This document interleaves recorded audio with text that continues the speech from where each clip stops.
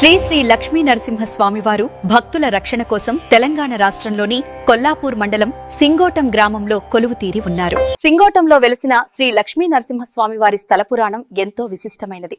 రండి, ఆ స్థల పురాణానికి సంబంధించిన మూవీని మీకు చూపిస్తాను. సింగోట స్థల చరితం భక్త భృంగ భవతరణం నరహరి నామ స్మరణం సదానంద హృదయంగమం. ఒకప్పుడు సింగోటం గ్రామ పరిసర ప్రాంతంలో ఒక రైతు తన పొలంలో భూమిని సాగు చేస్తూ ఉండేవాడు. భూమిని సాగు చేస్తుండగా ఉన్నట్టుండి అతని నాగలికి ఒక శిల తగిలి ఎగిరిపడింది. ఆ క్షణానికే ఎద్దులు వెంటనే అక్కడికక్కడే ఆగిపోయాయి. రైతు ఆశ్చర్యముతో, ఏం జరిగింది? ఆ రైతు ఆ శిలను ఎత్తి జాగ్రత్తగా పరిశీలించగా అందులో నుండి ఒక దివ్యకాంతి ప్రసరించింది. వాస్తవానికి ఆ శిలలో నరసింహస్వామి విరాజిల్లి భక్తులను రక్షించడానికి గోప్యంగా ఎదురుచూస్తున్నాడు. కాని రైతు అది శ్రీలక్ష్మీ నరసింహస్వామి శిల అని గుర్తించలేకపోయాడు. శిలను ఎప్పటిలాగే పక్కకు పెట్టి తన పొలమును సాగు చేస్తూ ముందుకు పోయాడు. ఇక ఈ రైతు తనను గుర్తించలేకపోతున్నాడని భావించిన శ్రీ లక్ష్మీ నరసింహస్వామివారు ఆ పొలము ఉన్న రాజ్యానికి ప్రభువైన శ్రీ రాజాసిగమనాయుడుకు తాను శిలారూపంలో రైతు పొలములోనే ఉన్నానని వాస్తవాన్ని తెలియజేయాలని నిర్ణయించుకున్నాడు. మహారాజు అయిన శ్రీ శ్రీ రాజసింగమనాయుడు తన విశ్రాంతి గదిలో ప్రశాంతంగా నిద్రిస్తున్నాడు. ఆ నిశ్శబ్దమైన నిద్రలో అతని స్వప్నలోకాన్ని దివ్యకాంతి అలుముకుంది. ఆ కాంతి మధ్యలోనే శ్రీ లక్ష్మీనరసింహస్వామివారు ప్రత్యక్షమై మహారాజు ఎదుట దివ్య విగ్రహంలా కనువిందు చేశారు. సింగమరాయ, నేను ప్రస్తుతం ఒక రైతు పొలంలో శిలారూపంలో ఉన్నాను. ఎన్నో సంకేతాలిచ్చినా ఆ రైతు నన్ను గుర్తించలేకపోతున్నాడు.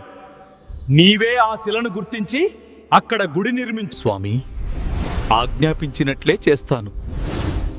మీ గుడి నిర్మాణం సింగోటంలోనే ప్రారంభమవుతుంది. కల చెదిరి మహారాజు నిద్ర నుండి మేలుకొని తన చేతులను జోడించి అటూ ఇటూ ఆశ్చర్యముతో చూసిండు. ఇది కల, నిజమా అని ఆలోచించాడు.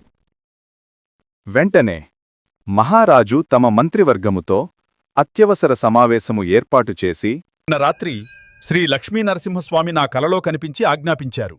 మనం ఆ పనిని వెంటనే చెయ్యాలి. ఆలస్యం మన ధర్మానికి విరుద్ధం అని మహారాజు సభలో ప్రసంగించాడు. రైతు పొలములోనున్న శ్రీ లక్ష్మీనరసింహస్వామి శిలను అన్వేషించుటకు మహారాజు తన సైన్యముతో కోట నుండి బయలుదేరుచున్నాడు. దట్టమైన అడవిలో గుర్రాలపై వారు ప్రయాణిస్తుండగా రాజుగారి గుర్రం అకస్మాత్తుగా కింద పడిపోయింది. రాజు గట్టిగా అరిచేసరికి అందరూ కాగడాలు పట్టుకుని నడుచుకుంటూ తమ అన్వేషణను కొనసాగించారు.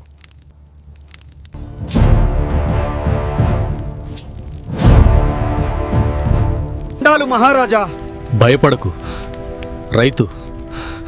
నీ పొలంలో దాగి ఉన్న దైవశిల గురించి నేను నీకు చెప్పాలి. మన్నించండి మహారాజా. ఆ శిల శ్రీ లక్ష్మీ నరసింహస్వామిదని నేను గ్రహించలేదు. స్వామివారు స్వప్నములో ఆజ్ఞాపించారు. ఆ దివ్యశిల ఎక్కడుందో వెంటనే చూపుము రైత. నా వెంట రండి మహారాజా. మీకు స్వామివారి ఆ దివ్యశిల చూపిస్తాను. ఇదిగో మహారాజా, ఇదే స్వామిశిల. నా నాగలి తగిలినది. దేవుడా, సాక్షాత్తు శ్రీ లక్ష్మీ నరసింహస్వామి ఇక్కడ ప్రత్యక్షమయ్యారా? మీరు ఆజ్ఞాపించినట్లే ఈ సింగోటం నేలలోనే మీ గుడిని నిర్మిస్తాను స్వామి. జై హో శ్రీ లక్ష్మీ నరసింహస్వామి. సింగవట్నం శ్రీ లక్ష్మీ నృసింహాలయము. సింగోట స్థల చరితం క్షేత్ర పరిచయం. భక్త భృంగ భవతరణం తెలంగాణ ప్రాంతంలో సింగవట్నం 2వ యాదగిరిగుట్టగా పేర్గాంచినది. సదానంద హృదయంగమం. శ్రీ లక్ష్మీ నరసింహస్వామి వారు లక్ష్మీదేవి అమ్మవారి సమేతంగా మారుమూల ప్రాంతమైన మహబూబ్నగర్ జిల్లా కొల్లాపురం మండలంలోని సింగవట్నం గ్రామంలో కొలువుదీరియున్నారు. శ్రీ స్వామివారిని ఇక్కడి భక్తజనులు శ్రీవారు అని సంబోధిస్తారు. ఈ గ్రామవాసులకు శ్రీ లక్ష్మీ నరసింహస్వామి ఆరాధ్య దైవం. ఈ పల్లెవాసులకే కాదు, ఈ పరిసర ప్రాంతాల వారందరికీ శ్రీవారు ఇరువేల్పు కోరిన కోరికలు తీర్చే కల్పతరువుగా భాసిల్లుతూ వారి కొంగు బంగారమై దేదీప్యమానంగా విరాజిల్లుతున్నారు. ఈ ఊరి ప్రతి గడపలోనూ స్వామివారు అలరారుతున్నారు. స్వామివారిని దర్శించుకోవడానికి ఈ ప్రాంతవాసులే కాక ఈ మహబూబ్నగర్ జిల్లా నలుమూలల నుండి కూడా పెద్ద సంఖ్యలో భక్తకోటి తరలి వస్తారు. సింగోటం గ్రామంలో శ్రీవారు వెలసిన వైనం. సింగవట్నం గ్రామంలో వెలసిన శ్రీ లక్ష్మీ నరసింహస్వామి వారికి ఎంతో ప్రాశస్త్యమైన చరిత్ర ఉంది. రమారమి ఇప్పటికీ 1000 ఏళ్ల క్రితం సురభి వంశస్థులు జటప్రోలు సంస్థానాన్ని ఏలుతున్న రోజులవి. అప్పటి జటప్రోలు సంస్థానాధీశుడు రాజా సింగమనాయుడు కాలంలో ఈ ఆలయ నిర్మాణం జరిగిందని శాసన చరిత్ర చెబుతోంది. సింగమనాయుడు ఈ ఆలయాన్ని నిర్మించడానికి దైవాజ్ఞయే ప్రబల కారణమని స్థల చరిత్ర ద్వారా అవగతమవుతుంది. సింగవట్నం గ్రామాన స్వామివారు వెలసిన తీరు ఒక అద్భుత ఘట్టం. ఇప్పటికిది సుమారు గడిచిన 1000 ఏళ్ల క్రితం మాట. ఒకనాడు పల్లె సీమలో అద్భుతమే జరిగింది. అలనాడు గ్రామానికి చెందిన ఒక రైతు తన వ్యవసాయ క్షేత్రంలో నాగలితో సాగు చేస్తుండగా ఆయనకు పొలంలో తరచూ ఒక శిల అడ్డు తగులుతూ ఇబ్బంది కలిగించేది. ఈ విధమైన ఆటంకం ఆ రైతుకు చాలా ఏళ్లే కొనసాగింది. తన పొలంలో తనకు శిలారూపంలో అడ్డు తగులుతున్నది సాక్షాత్తు నరసింహస్వామియేనని ఆ రైతు గుర్తెరగలేకపోయాడు.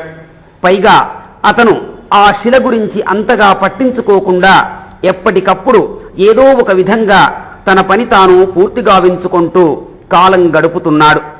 ఈ క్రమంలో శిలారూపంలో ఉన్న తనను ఇక రైతు గుర్తించడని భావించిన స్వామివారు నాటి ప్రభువైన రాజా సింగమనాయుడికి లీలామాత్రంగా స్వప్న దర్శనం ప్రసాదించి తను శిలారూపంలో ఉన్న చోటును తెలిపి ఆ రైతు తనను గుర్తించకపోవటాన్ని వివరించి తనను వెంటనే అక్కడి నుండి వెలికి తీసి తనకు ఆలయం నిర్మించమని చెప్పి స్వామివారు రాజు నుండి అంతర్ధానమైనారు.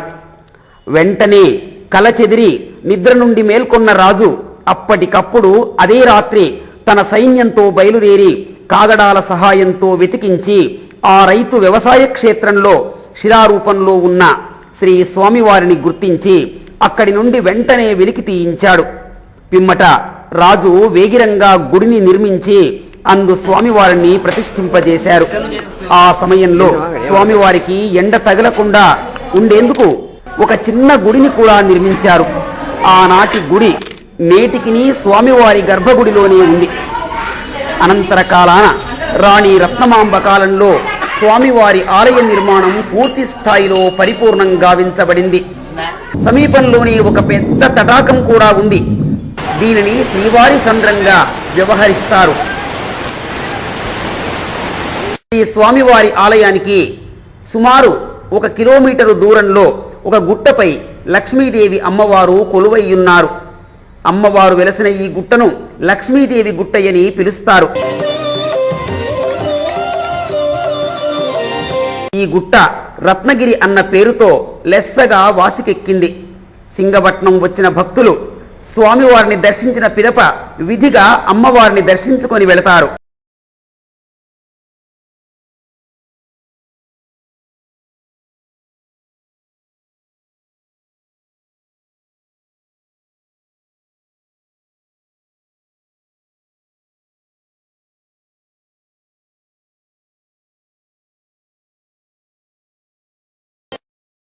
అందుకు గుర్తుగా ఆలయంలో శివలింగం, ఆంజనేయ స్వామి, వినాయక స్వామి వార్ల విగ్రహాలు ప్రతిష్ఠించబడి ఉన్నవి. శ్రీ లక్ష్మీ నరసింహస్వామి వారికి ప్రతి ఏటా బ్రహ్మోత్సవాలు నిర్వహిస్తారు. ప్రతి సంవత్సరం ఈ ఉత్సవాలు మాఘమాసంలో నేత్రపర్వంగా జరుగుతాయి. శ్రీ స్వామి ఉత్సవంలో ప్రధానంగా జరిగే కొన్ని ముఖ్యమైన కార్యక్రమాలు నయనానందంగా ఉంటాయి. ముఖ్యంగా పల్లకి సేవ, అమ్మవారికి స్వామివారికి ప్రత్యేక పూజలు, శ్రీ లక్ష్మీ నరసింహస్వామి వారి కళ్యాణోత్సవము, సింహవాహన సేవ, రథోత్సవము, గరుడ వాహన సేవ, తెప్పోత్సవము, చప్పరపు సేవ తదితర కార్యక్రమాలు శోభాయమానంగా జరుగుతాయి. రథోత్సవములో మాత్రం స్థానిక కొల్లాపురం శాసనసభ్యులు ఎవరైనప్పటికీ విధిగా పాల్గొని కార్యక్రమాన్ని జయప్రదం గావిస్తారు. పిమ్మట రమారమి 1 నెల రోజుల పాటు జాతర అవుతుంది. ఈ జాతరను తిలకించడానికి పలు ప్రాంతాల నుండి ప్రజలు కుటుంబ సమేతంగా వచ్చి స్వామివారిని అమ్మవారిని దర్శించిన పిదప జాతరను వీక్షిస్తూ అందు కలియ తిరిగి అక్కడ వారు కోరిన వస్తువులను తినుబండారాలను కొనుగోలు చేసి ఆనందంతో తమ తమ స్వస్థలాలకు తిరిగి వెళుతారు. ఈ తిరునాళ్ళ చెరుకు గడలకు ప్రతీతి. ఇక్కడకు వచ్చిన ఆబాల గోపాలం ప్రతి ఒక్కరూ విధిగా చెరుకు గడలను తీసుకుని వెళతారు. జాతరలో అనేక రకాల తిను పదార్థాలు, పలు రకాలైన పిల్లల ఆట వస్తువులు, వారికి మరింత వినోదాన్నిచ్చే రంగుల రాట్నాలు, అనేక రకాల ఆకర్షణీయమైన మరింకెన్నో వస్తువులు తదితరాలతో నిండి ఆహ్లాదకరమైన వాతావరణంలో కమనీయంగా నేత్రోత్సవంగా తిరునాళ్ళ తేజరిల్లుతుంది. సింగవట్నం శ్రీ లక్ష్మీ నరసింహస్వామి వారి బ్రహ్మోత్సవాలను పురస్కరించుకొని తెలంగాణ రాష్ట్ర రవాణా సంస్థ వారు సమీపంలో ఉన్న వివిధ బస్సు డిపోల నుండి సింగవట్నం శ్రీ లక్ష్మీ నరసింహస్వామి వారి బ్రహ్మోత్సవాలను పురస్కరించుకొని తెలంగాణ రాష్ట్ర రవాణా సంస్థ వారు సమీపంలో ఉన్న వివిధ బస్సు డిపోల నుండి సింగవట్నానికి ప్రత్యేక బస్సులను నడుపుతారు. సింగవట్నానికి సమీప బస్సు డిపోలైన కొల్లాపురం, నాగర్ కర్నూలు, వనపర్తి, అచ్చంపేట, గద్వాల, రాయలసీమలోని కర్నూలు నుండి, ఇదే కర్నూలు జిల్లాలోని ఆత్మకూరు మరియు తదితర బస్సు డిపోల నుండి సింగవట్నం జాతరకు పలు ప్రత్యేక బస్సులను నడిపి ప్రయాణికులకు రవాణా సదుపాయాన్ని కల్పిస్తారు. ఆర్టీసీతో పాటు పలు రకాల ప్రైవేటు వాహనాలు సైతం రేయంబవళ్లు నడుస్తాయి. కొల్లాపురం తాలూకాలోని సింగపట్టణం గ్రామమందున శ్రీ లక్ష్మీ నృసింహాలయములో శాసనము వేయించబడినది. ఈ శాసనము శక సంవత్సరము 1819 హేవళంబి మార్గశిర శుద్ధ పంచమి ఆదివారం నాడు వేయించబడినది.